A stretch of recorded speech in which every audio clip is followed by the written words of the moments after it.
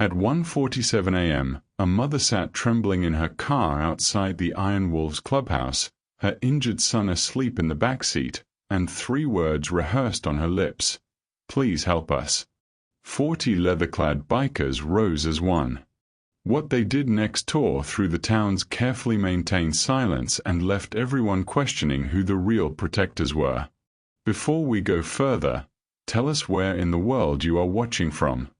And if you believe that justice can find you in the most unexpected places, hit like, share the story, and subscribe. Don't forget to hit the hype button and spread courage and compassion. Donna Irvin worked double shifts 6 days a week to keep food on the table and the lights on. She trusted Meadowbrook Youth Center because it was the only childcare she could afford. At pickup time, she found her 8-year-old son, Roy, sitting alone on the floor against the wall, pale and silent, his small hand clutching his shin. Roy's leg sat wrong, twisted at an unnatural angle beneath his jeans. The staff moved with careful distance and practiced explanations. The coordinator kept checking his watch instead of the child. Donna's voice broke the tense quiet. "What happened to my son?" A rehearsed smile spread across the coordinator's face, Marcus Dalton, who said it was dodgeball, just boys being rough. Children get hurt during play. Donna saw the X-rays later that evening under the stark emergency room lights. A clean fracture pattern that didn't match a stumble or a collision. Dr. Hassan pulled the curtain closed, his voice measured and grave. "Mrs. Irvin, this looks like deliberate force, not an accident." The word deliberate landed in Donna's chest like a stone. Someone had hurt her child. Donna Irvin had learned to survive on 4 hours of sleep and black coffee. The warehouse shift ran from 6 a.m. to 2 p.m., and the grocery store needed her from 4 p.m. until close. In between, she picked up Roy from Meadowbrook Youth Center, made him dinner, helped with homework, and pretended her back didn't ache and her eyes didn't burn. Roy's father had left when the boy was 3, chasing some vague dream to California. The child support checks stopped coming 6 months later. Meadowbrook was all she could afford. $60 a week for after-school care in a converted church basement with peeling linoleum and donated toys. But the kids were supervised, fed snacks, and kept safe. That was supposed to be enough. Tuesday started like any other. Donna clocked out at the grocery store, her hands still smelling like produce and disinfectant, and drove the 12 minutes to Meadowbrook. She was 5 minutes late. The building felt too quiet when she walked in. Roy sat alone on the floor near the back wall, his orange shirt wrinkled, his face colorless. His right leg extended in front of him at an angle that made Donna's stomach drop. His small fingers gripped his shin, white-knuckled and trembling. She was across the room in seconds, kneeling beside him. "Baby, what happened?" Roy didn't speak. His eyes were open but distant, as if he'd gone somewhere else entirely. Marcus Dalton appeared from the hallway, his polo shirt tucked neatly into khakis, his smile bright and easy. "Mrs. Irvin. Sorry about the scare. Roy had a rough game of dodgeball today. You know how boys get competitive." Donna pulled up Roy's pant leg. The swelling was immediate and dark, spreading across his shin like spilled ink. "This doesn't look like dodgeball." Marcus's smile never wavered. "Kids play hard. He took a tumble. We iced it. He'll be fine." Linda Hartwell, the director, stepped forward with a clipboard, her voice smooth and practiced. "We've documented the incident. Boys will be boys, you know. It's all part of growing up." Donna lifted Roy into her arms. He was silent, his head resting against her shoulder. She didn't sign anything. She walked out. At the emergency room, they waited 2 hours. Roy stared at the wall, saying nothing. When Dr. Hassan finally called them back, he moved gently, his hands careful as he examined Roy's leg. The X-ray showed a clean break, the bone fractured in a single, precise line. Dr. Hassan closed the door to the exam room and sat down. His voice was low, measured. "Mrs. Avin, I need to be very clear with you. This fracture pattern is too clean, too specific. This wasn't caused by a fall or a collision during a game." Donna's hands went cold. "What are you saying?" "Someone applied direct, forceful pressure to your son's leg. This was deliberate." The room tilted. Donna reached for Roy's hand, and he finally looked at her. His eyes were filled with something she'd never seen before. Fear. Not of the pain. Fear of speaking. Donna filed the police report at 9:47 p.m. that same night. The officer at the desk typed slowly, his expression neutral, asking questions that felt rehearsed. "Did you see the incident occur? Were there witnesses? Do you have proof beyond the medical opinion?" He handed her a copy with a reference number and told her someone would be in touch. No one called. She tried again 3 days later. The desk sergeant said the report was being reviewed. When she asked whom, he told her these things take time. When she asked how much time, he looked past her to the person waiting behind her in line. Child Protective Services answered on the 14th ring. The intake worker listened, took notes, and said they'd send someone out to investigate. Donna asked when. The worker said they'd be in touch. 2 weeks passed. Donna called back. A different worker answered, couldn't find her case in the system, and asked her to explain everything again from the beginning. That's when Donna started hearing the name. Dalton. Judge Warren Dalton. Marcus's father.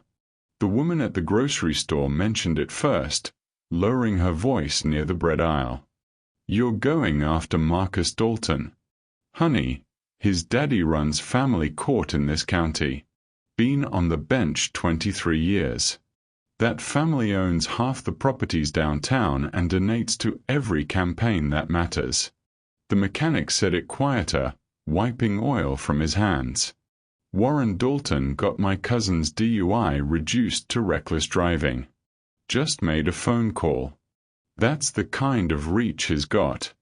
The waitress at the diner didn't say anything at all. She just shook her head when Donna mentioned the youth center, her eyes full of pity and warning.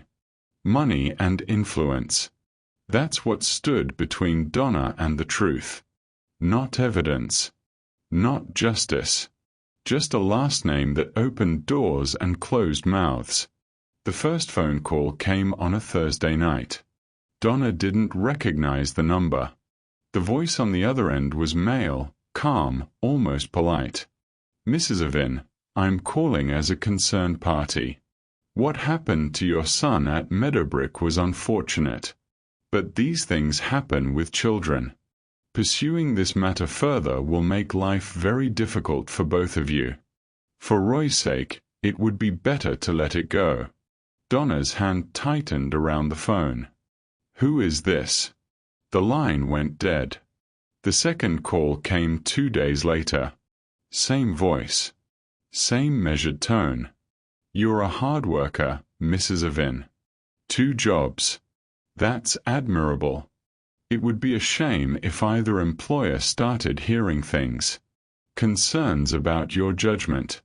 Your stability. Think about what's best for your son." Donna sat on the edge of her bed after that call, staring at her phone, her hand shaking. Roy was asleep down the hall, his casted leg propped on a pillow. She thought about the bills stacked on the kitchen counter. The rent due in 9 days. The groceries she'd stretched to last another week. She thought about the weight of a judge's name pressing down on her like a stone, and how small her voice felt against it. But when she looked at Roy's empty smile, at the way he flinched when anyone moved too quickly, She knew she couldn't let it go. She just didn't know how to fight back. The Crossroads Diner sat at the edge of town where the highway split toward the interstate. Donna pulled into the gravel lot at 11:03 p.m., her shift at the grocery store finally over, her body running on fumes and fear. She'd left Roy with her neighbor Mrs. Chen, who'd looked at her with those same pitying eyes everyone seemed to have lately. The diner was nearly empty. A trucker hunched over coffee at the counter. A couple in a back booth spoke in low murmurs. And in the corner near the window sat a man in worn leather, his vest marked with patches she didn't recognize, his salt and pepper beard neatly trimmed. He looked up when she entered, his eyes sharp and watchful. Donna slid into a booth, ordered coffee she didn't want, and stared at the chipped formica table. The weight of the last 3 weeks pressed against her chest like a vice. The threatening calls. The vanished police report. Roy's silence. The way he'd stopped smiling entirely, as if someone had reached inside him and switched off the light. The tears came without warning. She pressed her palms against her eyes, trying to hold them back, but her shoulders shook anyway. She was so tired. Tired of fighting alone. Tired of being small and powerless. Tired of watching her son disappear into himself. A shadow fell across the table. She looked up to find the man in leather standing there, his expression gentle despite the hard lines of his face. He didn't sit. Didn't intrude. Just stood at a respectful distance. "You look like you're carrying the world," he said quietly. "Sometimes it helps to set it down." Donna should have told him to leave. Should have wiped her eyes and said she was fine. But she was so far past fine that the lie wouldn't even form in her throat. "My son," she whispered. "Someone hurt my son. And no one will help me." The man pulled out the chair across from her, moving slowly, carefully, as if approaching something wounded. "May I?" She nodded. "He Saturday. Tell me." And she did.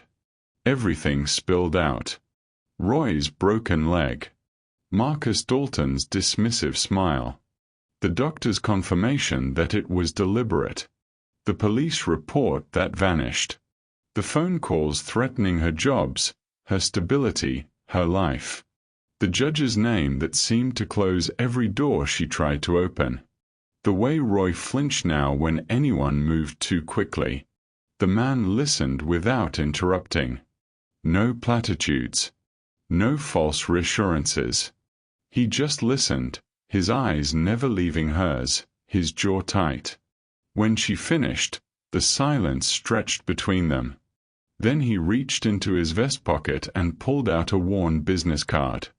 He slid it across the table. Cole Thompson, it read. Followed by a phone number. No business name. No title. "Everyone calls me Reaper," he said. "And I want you to listen carefully. You call this number if anyone shows up at your door. Day or night. Doesn't matter. If Marcus Dalton or anyone connected to him comes near you or your boy, you call me. Understand?" Donna stared at the card. "Why would you help me? You don't even know me." Reaper's expression hardened, something fierce and protective flickering in his eyes. "Because some things are worth standing up for. And kids who can't defend themselves. That's at the top of the list." He stood, dropped a 20 on the table for her coffee, and walked toward the door. He paused at the threshold and looked back. "You're not alone anymore, Mrs. Avin. Remember that." Then he was gone, his motorcycle roaring to life in the parking lot. Donna sat clutching the card, and for the first time in weeks, she felt something she'd almost forgotten. Hope. Reaper made the call from his bike before he even left the diner parking lot. By midnight, the Iron Wolves clubhouse was lit up like a beacon on the industrial edge of town. motorcycles lining the gravel lot in neat rows. The clubhouse had been a machine shop once, all concrete floors and exposed beams, converted into something that felt more like home than most houses. Worn leather couches. A bar made from reclaimed wood. Flags and patches covering the walls, each one telling a story. This was where the club gathered when things mattered. And tonight, things mattered. They came in ones and twos. Tank arrived first, his massive frame filling the doorway, followed by Viper, lean and sharp-eyed, still in her work clothes from the auto shop. Then came Crow, Diesel, Mercy, and a dozen others. Mechanics and veterans. A nurse. A contractor. A woman who ran a food truck downtown. People with day jobs and families and mortgages, united by something deeper than leather and chrome. By 12:30 a.m., 40 members sat in a rough semicircle, their attention fixed on Reaper standing near the bar. He didn't waste time. "Got a situation," he said, his voice cutting through the low murmur. "Woman came into the diner tonight. Broken. Scared. Her 8-year-old son got his leg deliberately fractured at a youth center. Doctor confirmed it. Force, not an accident. Someone twisted that boy's leg until the bone snapped." The room went silent. Viper's jaw clenched. Tank's hands curled into fists. "The coordinator's name is Marcus Dalton," Reaper continued. "Smooth-talking bastard who's been covering it up. But here's the problem. His father is Judge Warren Dalton. Family court. 23 years on the bench. Deep pockets, deeper connections. The mother filed a police report. It disappeared. She called child services. Nothing. Now she's getting threatening phone calls telling her to let it go. Who's threatening her?" Tank's voice rumbled like distant thunder. "Don't know yet. But it doesn't matter." Reaper's eyes swept the room. "We all know the code. We stand for those who can't stand for themselves. We gather the truth, we protect the innocent, and we make damn sure the powerful can't hide behind their money and their names." Heads nodded. This was what they'd built the club for.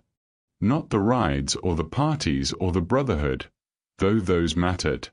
But this. The moments when someone needed protection and no one else would stand. "Here's the play," Reaper said. "Starting tomorrow morning, 2 prospects watch the mother's apartment building. Rotating shifts.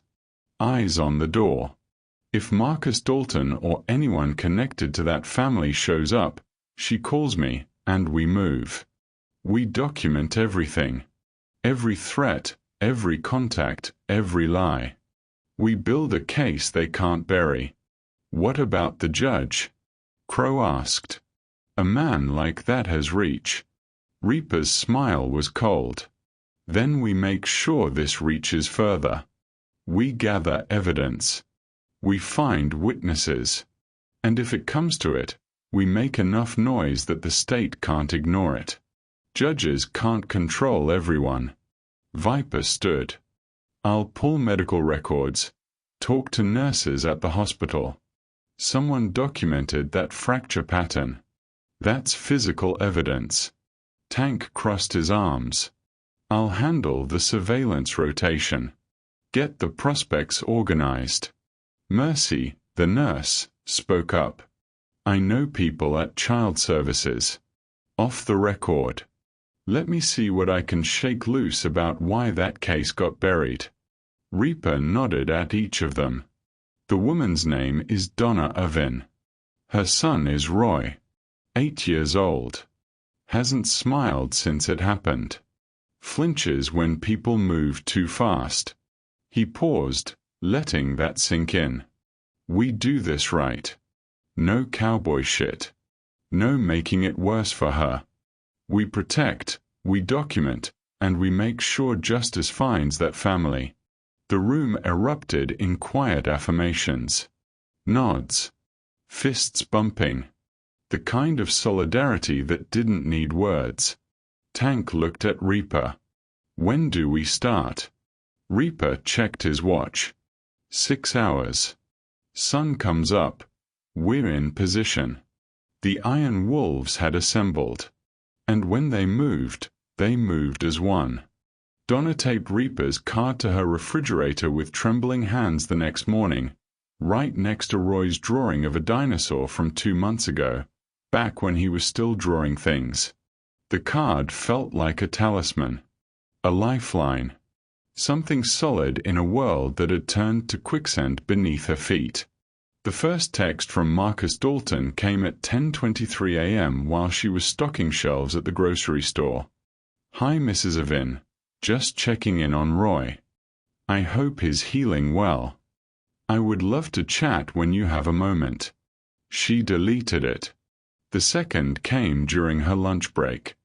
"I understand you've been under stress. These situations can be emotional. Let's talk this through like reasonable adults." The third arrived at 3:47 p.m., and the tone had shifted.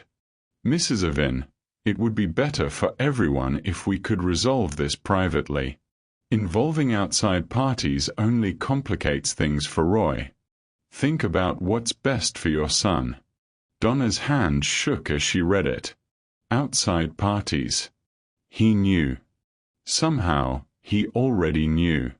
She pulled into her apartment complex at 4:10 p.m., her nerves frayed, scanning the parking lot out of habit. A silver pickup truck sat 3 spaces from the entrance. 2 men inside, one watching the building, the other reading a newspaper. They looked up when she passed but didn't move. At 4:15 p.m., after she'd picked up Roy from Mrs. Chen's apartment and settled him on the couch with his juice box, something slid under her door.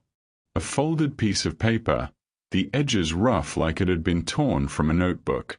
She opened it. 2 of ours are in the parking lot. Silver pickup. You're covered. Reaper. Donna pressed the note to her chest and exhaled for what felt like the first time all day. By evening, the whispers had started. Mrs. Rodriguez from 3B mentioned it in the laundry room, her voice hushed. "You see those men out there? Motorcycles pulled in an hour ago. I heard they're bikers." Mr. Kim from downstairs frowned when Donna passed him on the stairs. "Are you in some kind of trouble? Those guys look serious." But Mrs. Chen, bless her, squeezed Donna's hand and said quietly, "Sometimes the strongest people come in unexpected packages. You do what you need to do, honey." At 6:45 p.m., the hallway outside Donna's apartment went still. Footsteps, heavy and deliberate, echoed on the stairs. Donna looked through the peephole and saw them. 3 figures moving with quiet purpose. Reaper knocked. 2 sharp raps. She opened the door. Reaper stood in the center, his leather vest worn but clean, his presence filling the narrow hallway. To his right stood a man the size of a refrigerator, muscles stacked on muscles, but his eyes were soft, almost kind. To his left, a lean woman with dark hair pulled back, her gaze sharp and assessing, missing nothing. "This is Tank," Reaper said, nodding to the big man. "And Viper. They're with me. We're positioning outside your door tonight." Donna's throat tightened. "You don't have to do this." "Yeah," Reaper said simply. "We do." He looked past her into the apartment, where Roy sat on the couch, his casted leg propped on a pillow, his eyes wide and wary. Reaper moved slowly, crouching down so he was at Roy's eye level, his movements careful, non-threatening. "Hey, buddy," Reaper said, his voice gentle. "My name's Cole, but my friends call me Reaper. I know that sounds scary, but it's just a nickname.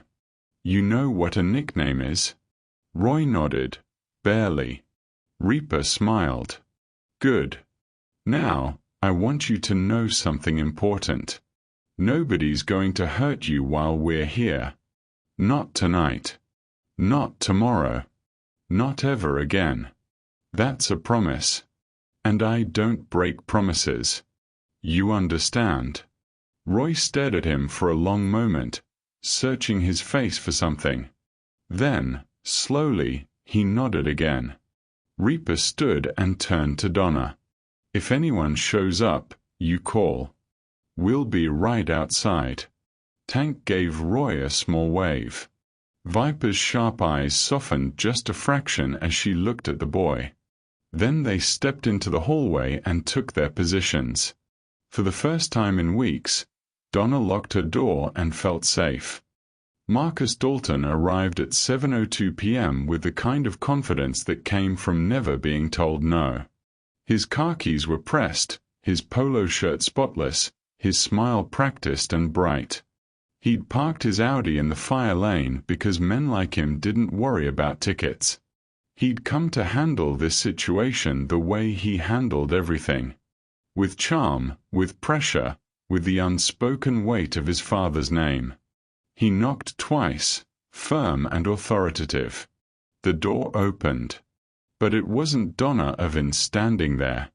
It was a man in leather, older, weathered, with eyes like flint. Behind him, the apartment seemed darker, fuller, as if the space itself had shifted. Marcus's smile faltered.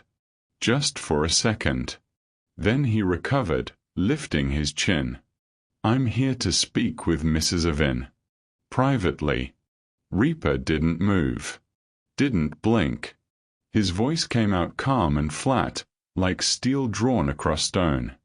No, you're not. You're leaving. Marcus tried to look past him into the apartment. This is between me and Mrs. Irvin. I don't know who you are, but this doesn't concern you. That's where you're wrong. Reaper shifted his weight, blocking the doorway entirely. This concerns me now.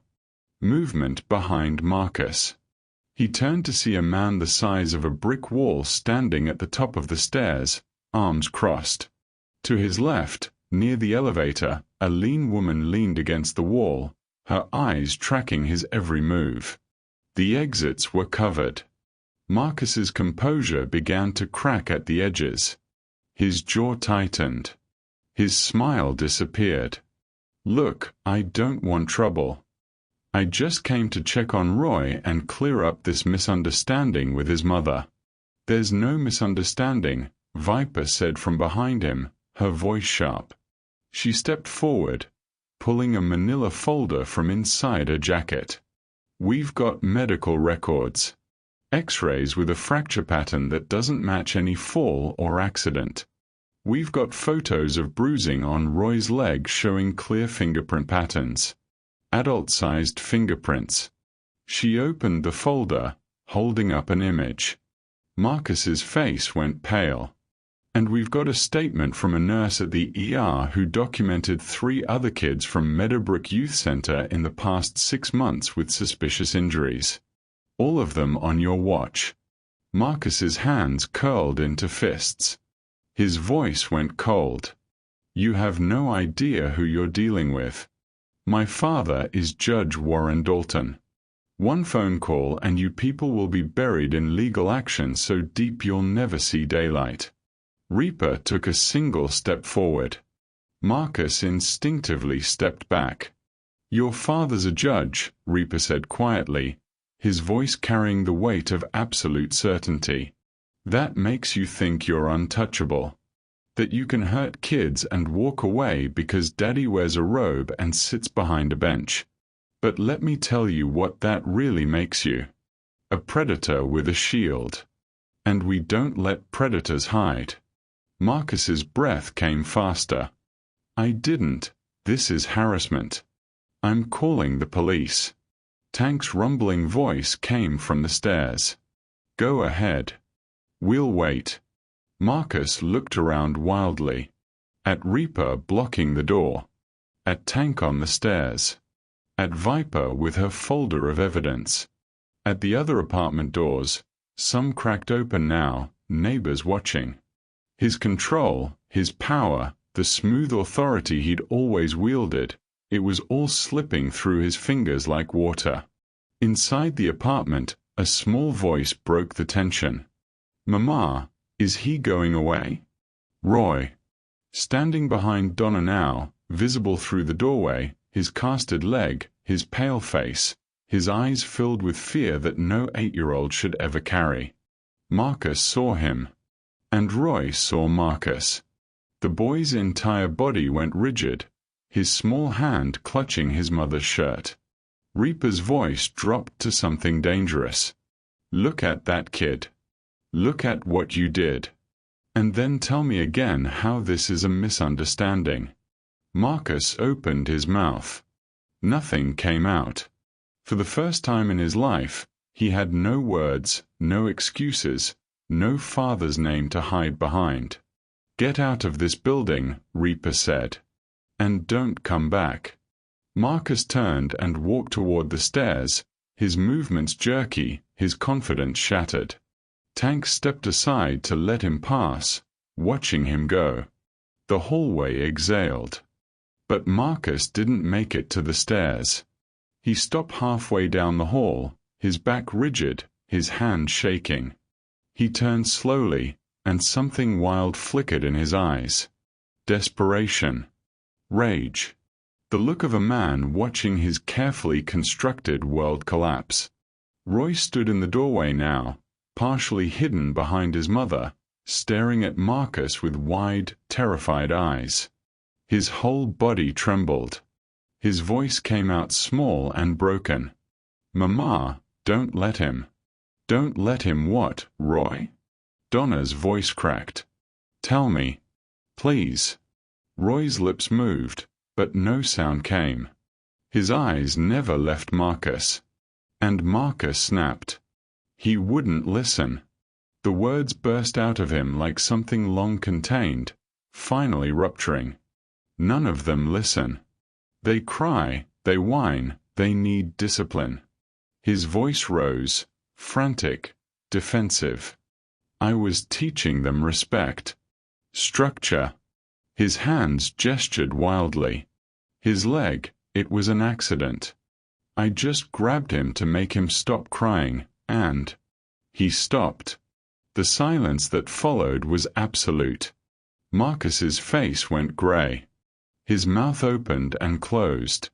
He looked around the hallway at Reaper, at Tank, at Viper, at the neighbors peering through cracked doors. At Donna holding Roy. At the phone in Viper's raised hand, recording everything. "I didn't." Marcus's voice died in his throat.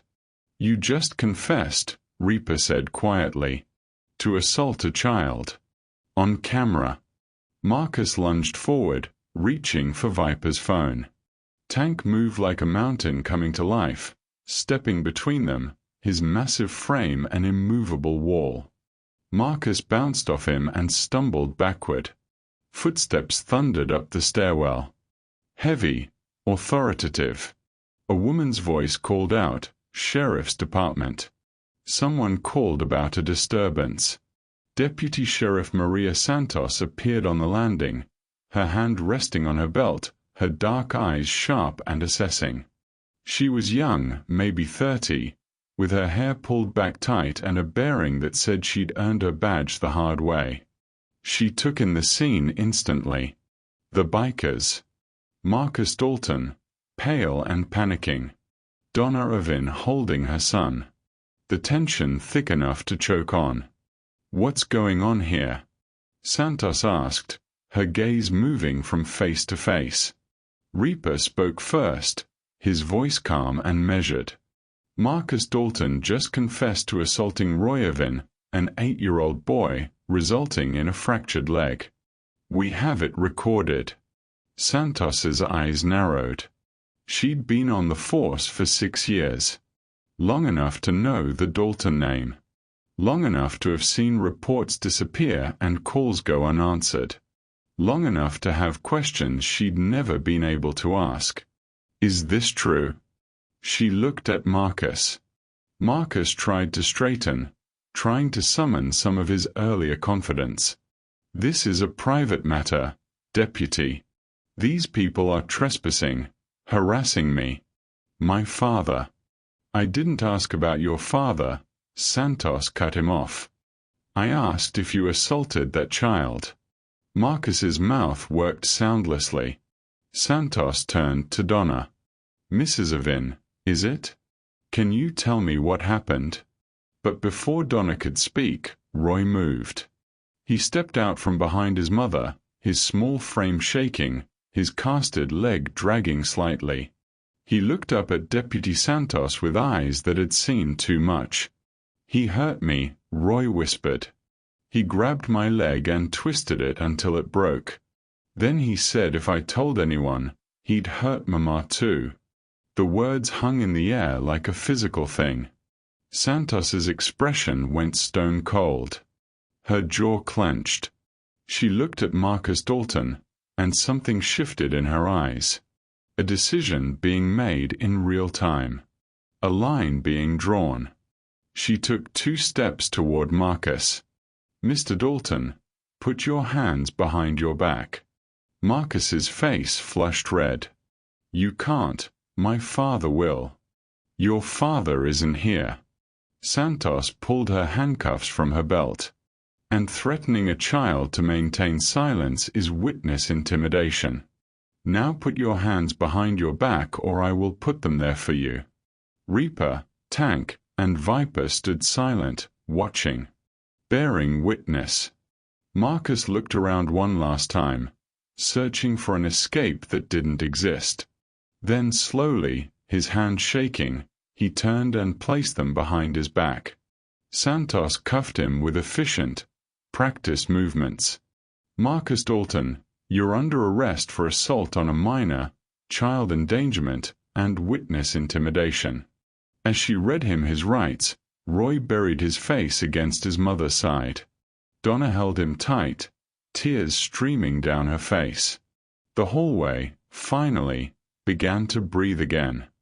Santos held Marcus by the arm, his wrists cuffed behind him, but she wasn't done. Her eyes locked onto the phone clipped to his belt. "Mr. Dalton, I need your phone." Marcus's head snapped up. "No. Absolutely not. You need a warrant." Santos's expression didn't change. "You're under arrest for crimes against a minor. I have probable cause to search for evidence of additional victims or ongoing criminal activity. Your phone. Now." Marcus twisted against the cuffs. "You can't. This is illegal search and seizure. My father will have your badge." Tank moved from the stairs, positioning himself between Marcus and the hallway exit. His presence alone was enough to make Marcus go still. Santos looked at Reaper.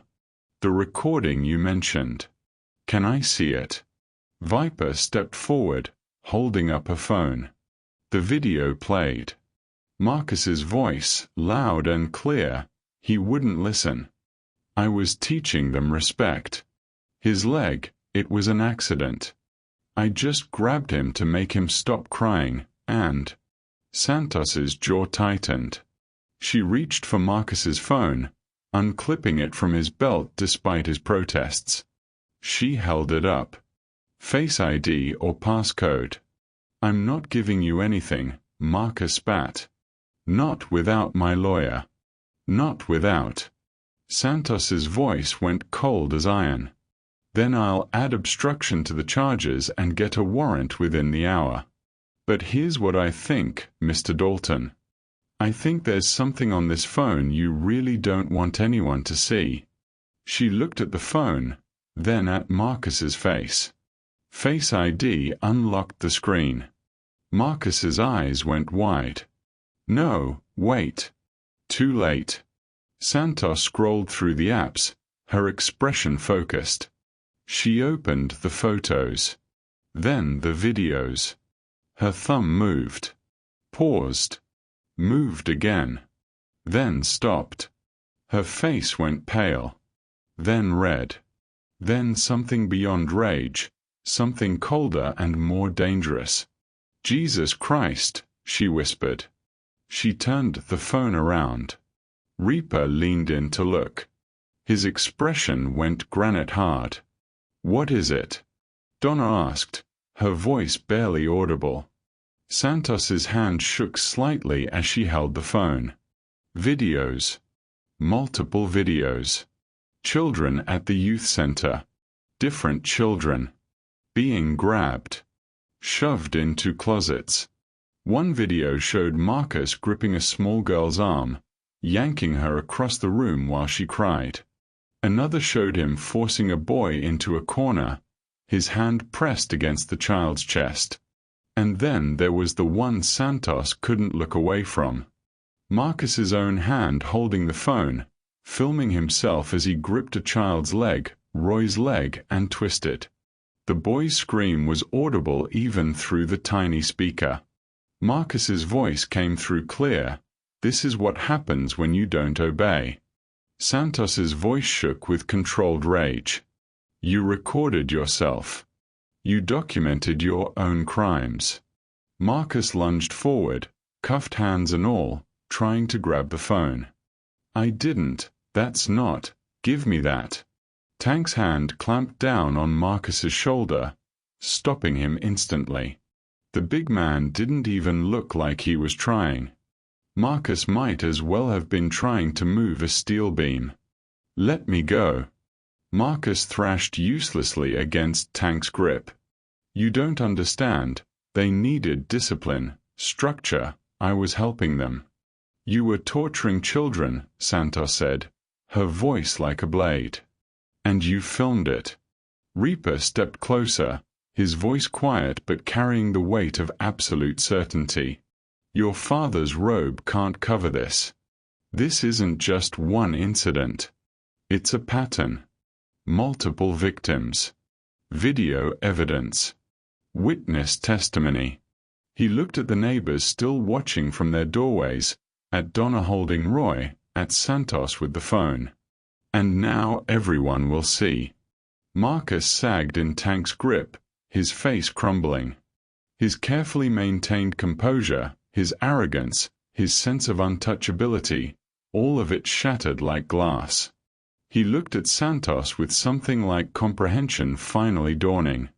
This wasn't going away. His father's name wouldn't save him.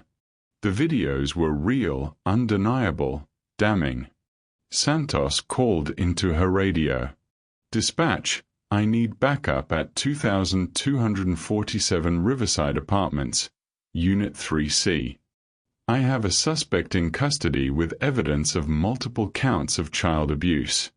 I also need child services and a supervisor on scene immediately." She looked down at Marcus, her disgust barely concealed. "And call the DA. Tell them we're going to need the state involved. This is bigger than one broken leg." Marcus said nothing. There was nothing left to say. The evidence spoke louder than any words ever could. Reaper caught Santos's eye and nodded once. Silent understanding passed between them. Justice, finally, was moving forward. And no amount of money or influence could stop it now. The Mercedes pulled into the fire lane at 7:34 p.m., its engine purring to a stop. Judge Warren Dalton emerged in a tailored suit despite the evening hour, his silver hair perfectly combed, his face carrying the practiced authority of 23 years on the bench. He'd received Marcus's panicked call 6 minutes ago. 3 words, "Dad, help me." He'd handled situations before. Campaign donations. Quiet conversations in chambers. Phone calls to the right people. This would be no different. He took the stairs 2 at a time, his footsteps heavy and purposeful. The hallway was crowded. Bikers in leather. Neighbors watching from doorways. A deputy sheriff he didn't recognize. And his son, Marcus, in handcuffs, his face pale and streaked with tears. What the hell is going on here? Judge Dalton's voice boomed with the kind of authority that usually made rooms go silent. He pointed at Santos. "Deputy, release my son immediately. This is a gross overreach of your authority." Santos stepped between the judge and Marcus, her hand resting on her belt. "Your Honor, I'm arresting your son for child abuse, assault, and endangering the welfare of minors. If you interfere with this arrest, I will charge you with obstruction of justice." Judge Dalton's eyes went cold. "Do you have any idea who you're speaking to?" "Yes, sir." Santos's voice never wavered. "I'm speaking to a civilian attempting to interfere with a lawful arrest. Step back." Reaper pulled out his phone and started recording. Viper did the same. Tank stood with his arms crossed, silent witness to everything unfolding. The neighbors' phones came out too. Half a dozen cameras now, all pointed at Judge Warren Dalton. The judge's face flushed red. "This is absurd. My son works with children. He's dedicated his life to helping troubled youth. Whatever accusations have been made are clearly fabricated by," he gestured at Reaper and the Iron Wolves, "these criminals trying to extort my family." Santos held up Marcus's phone. "Your son has multiple videos on his personal device showing him physically abusing children at Meadowbrook Youth Center. He filmed himself breaking Royavin's leg while stating, 'This is what happens when you don't obey.' That's not fabrication, Your Honor. That's evidence." Judge Dalton's composure cracked. "Give me that phone." "No, sir." Santos pulled it back. "This is evidence in an ongoing criminal investigation. I'm ordering you to hand over that phone and release my son." Judge Dalton stepped forward, his voice rising. "I have authority in this county. I will have your badge. I will." Santos keyed her radio. "Dispatch, I need additional backup at this location. Also notify the district attorney that we have a civilian attempting to interfere with an arrest of a suspect in a child abuse case." The judge's hand shot out, grabbing for Santos's radio. "You will not." Santos sidestepped. "Judge Dalton, you are interfering with a law enforcement officer in the performance of her duties. I'm asking you one final time to step back." Judge Dalton didn't step back. He moved forward, reaching past Santos toward his son. "Marcus, don't say anything. Not a word until our lawyer." "That's it." Santos moved with practiced efficiency, pulling her handcuffs. "Judge Warren Dalton, you're under arrest for obstruction of justice. Put your hands behind your back." "You can't arrest me." The judge's voice cracked. "I'm a sitting judge. You're a civilian interfering with an arrest." Santos's voice was steel. "Hands behind your back. Now." Tank moved closer, not threatening, just present. A reminder that Santos had backup. Reaper kept recording, his phone steady. Judge Dalton looked around wildly. At the cameras. At his son in handcuffs. At the deputy who refused to bend. At the bikers who stood like sentinels. His power, his position, the weight of his name, none of it mattered here. Slowly, his hands shaking with rage and disbelief, Judge Warren Dalton placed his hands behind his back. Santos cuffed him with the same professional efficiency she'd used on his son. 2 squad cars pulled into the parking lot below, lights flashing. Backup had arrived. By 9 p.m., the story had broken. Local news vans parked outside the apartment complex. By midnight, parents started coming forward. A mother whose daughter had bruises on her arms. A father whose son wet the bed for months after attending Meadowbrook. A grandmother who'd been told her grandson's black eye was from roughhousing. All of them had been too afraid to speak. afraid of the Dalton name, afraid of not being believed, afraid of what it would cost them. But Donna Avin had spoken, and the Iron Wolves had stood beside her, and Deputy Santos had refused to look away. And now the entire town was watching as the untouchable finally fell. The bail hearing took place 48 hours later. The courtroom was packed. Parents, reporters, citizens who'd lived under the Dalton name shadow for years. The prosecutor presented the video evidence. Witness statements from 7 children. Medical records documenting injuries that matched abuse patterns, not accidents. Judge Patricia Morrison, brought in from the state capitol to avoid conflicts of interest, reviewed the evidence with a grim expression. She denied bail for both Marcus and Warren Dalton. Flight risk, she stated. And given the nature of the charges and the defendant's substantial resources, there's significant concern for witness intimidation. Marcus sat at the defense table, hollow-eyed and silent. His father, in a county-issued jumpsuit instead of his judicial robes, stared straight ahead as if refusing to accept his new reality. By that afternoon, Linda Hartwell was arrested as an accessory for knowingly covering up the abuse and falsifying incident reports. Meadowbrook Youth Center was shut down permanently, yellow police tape stretched across the doors, a sign posted, "Closed BY order of the state." Every day during the preliminary hearings, the Iron Wolves were there. 20 motorcycles parked in a neat row outside the courthouse. Reaper, Tank, Viper, and the others standing on the steps in their leather vests, saying nothing, doing nothing except bearing witness. A silent reminder that someone was watching. That justice wouldn't be quietly buried this time. The local news called them vigilantes. The prosecutor called them concerned citizens. The parents called them heroes. At Donna's apartment, life slowly found a new rhythm. Tank arrived one Saturday morning with a toolbox and installed deadbolts on both the front and bedroom doors. Heavy-duty ones that couldn't be kicked in. Viper set up a security camera aimed at the hallway, the footage streaming to Donna's phone. When Donna came home exhausted from her double shifts, groceries sometimes appeared at her door. Fresh vegetables, milk, bread, a note in different handwriting each time, from the club. Roy's cast came off after 6 weeks.